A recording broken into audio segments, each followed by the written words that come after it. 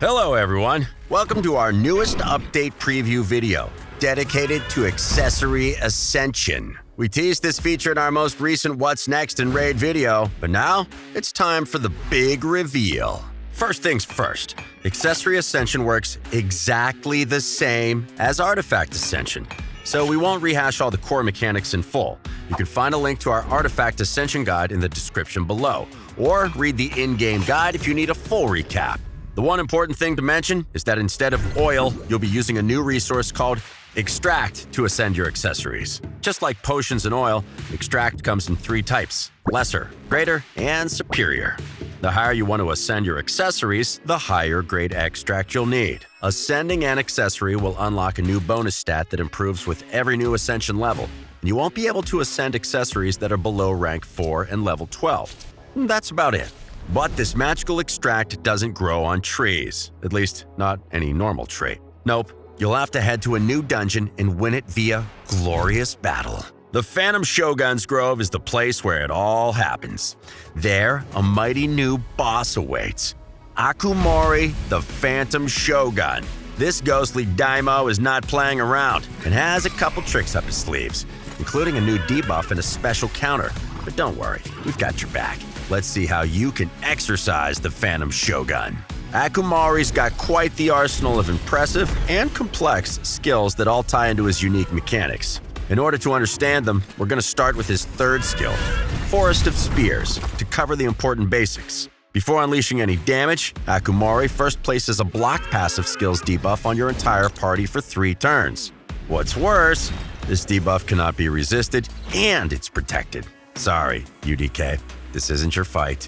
After that, Akumori smacks your champion with the highest crit damage, and then places an irresistible and unblockable enfeeble debuff on them.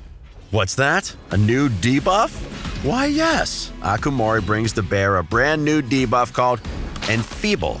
Champions under this new debuff can only place weak hits. Not only does this drastically decrease your damage and mean you cannot place debuffs in most situations, but it also plays into another major mechanic that we'll discuss in a moment. Next up, let's look at Akumori's passive skills. The first one, Shroud of the Shogun, connects directly to the new enfeeble debuff we've just discussed. Akumori starts the battle with a special shade counter, and you're not going to want to let this thing tick up.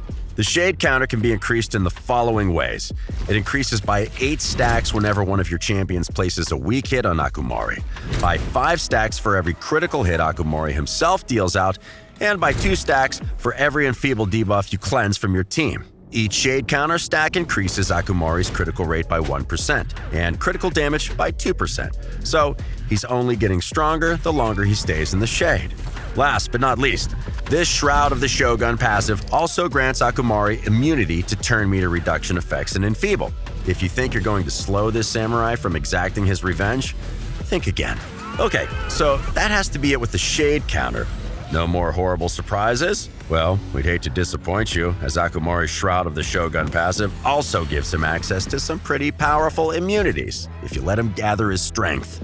At 10 shade counter stacks, Akumori gets full immunity to poison damage. At 20 stacks, HP burn and smite damage no longer bother him. When the counter reaches 30 stacks, skills that deal damage based on Akumori's max HP become irrelevant.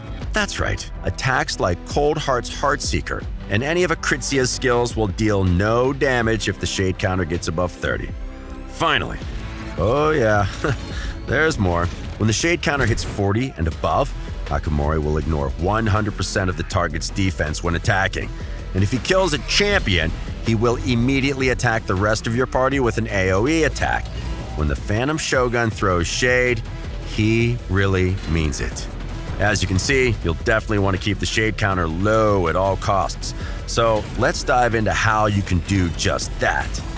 Thanks to Akumori's Purge the Shadow passive skill, awakened champions can decrease the shade counter whenever they attack. The exact number of stacks removed by an awakened champion depends on their awakening level. So, champions with 1 awakening level will remove 1 stack per attack, while champions who are fully awakened will remove 6 shade counter stacks per skill. Given how powerful Akumori can become when his shade counter increases, I don't need to tell you how important it is to bring awakened champions to this fight, especially on the later stages. Whew, we've talked so much about Akumori's passives. Let's get back to his active skills.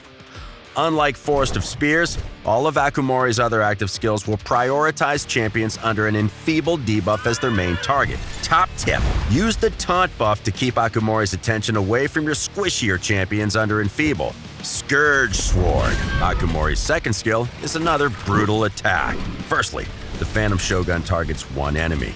After he's smacked that champion, he'll then remove all buffs from your team, except from the initial target of the attack. As if that wasn't enough, Akumori will then spread the enfeebled debuff from the initial target to everyone else on your team.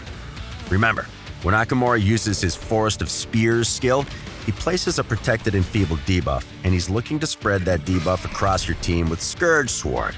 And because he's such a generous soul, Akumori will make sure that any champion who received an enfeebled debuff also gets a 60% decreased defense debuff for 2 turns. I know what you're thinking. What if there's no enfeebled debuff to spread? Well, Akumori will end his Scourge Sword attack by placing an unblockable and protected enfeebled debuff for 3 turns on the champion with the highest crit damage. He really wants you landing nothing but weak hits. Effectively, Akumori is looking to take your main damage dealer out of the picture with this attack. If you get hit with this, you can, and absolutely should, cleanse enfeeble ASAP. Bringing support champions who can cleanse debuffs is essential to vanquishing this ghostly warlord. Once he's placed and spread enfeebled debuffs, Akumori can maximize the effectiveness of his first skill, Spectral Lunge. First, he attacks one random champion. Once he hits that first champion, Akumori will then attack anyone else under an enfeebled debuff and fill his own turn meter by 20% for each enemy hit. If your whole team is under enfeeble, Akumori is getting 100% turn meter back when he hits you with this skill. So, keeping those enfeebled debuffs off your team is super important. Fewer champions get hit, and Akumori gets less turn meter. Win-win. Finally, we have Wraith Javelin. Akumori attacks a single champion and makes full use of his shade counter. He'll ignore the following protective buffs based on the number of shade counter stacks. 10 stacks will get him ignore block damage. 20 will nullify unkillable. 30 will make ally protection useless. And 40 or more stacks will let Akumori ignore your champion's shield buffs. Remember how Akumori's shade counter also lets him ignore 100% of defense and boosts his crit rate and crit damage massively when up over 40 stacks? Combine it with this skill, and you're looking at one of the most powerful attacks ever. You do not want to come up against this attack with a 40+ shade counter. So, you're staring down the mighty Phantom Shogun. How do you even begin to fight him? Well, there's a couple tips to make your life a bit easier. Tip numero uno: bring awakened champions. The higher their awakening level, the better, as they'll be more effective at keeping Akumori's shade counter in check. Keep the shade counter low, and you'll keep your survivability high. Tip number 2, bring a cleanser. As you can see, leaving enfeeble on your team is a bad idea. Cleansing enfeeble may increase the shade counter by 2 stacks, but it's better than Akumori gaining 8 stacks when you're landing nothing but weak hits on him. Tip the 3rd, bring plenty of support. Akumori hits hard, so you'll want buffs and debuffs that are going to blunt his attacks and strengthen your defenses. Decreased critical rate is going to be a great friend here, not just in terms of limiting damage, but also limiting Akumori from gaining shade counter stacks with critical hits. Tip 4, do not rely on powerful passive skills. Akumori can block passive skills almost indefinitely thanks to his Forest of Spears skill. Fast teams might counter this, but it's better to not rely on champions with powerful passives in the first place. And finally, consider equipping your champions with affinity breaker artifacts. You're likely going to be landing weak hits thanks to enfeeble, but having affinity breaker gives you a decent chance of changing them into critical hits instead. And that's it. We hope you guys are as excited as we are to face off against Akumori the Phantom Shogun. That's all we've got for this update preview. Don't forget to like and subscribe to our official channel for more raid content in the future. Good luck raiding the Phantom Shogun's growth. See you next time.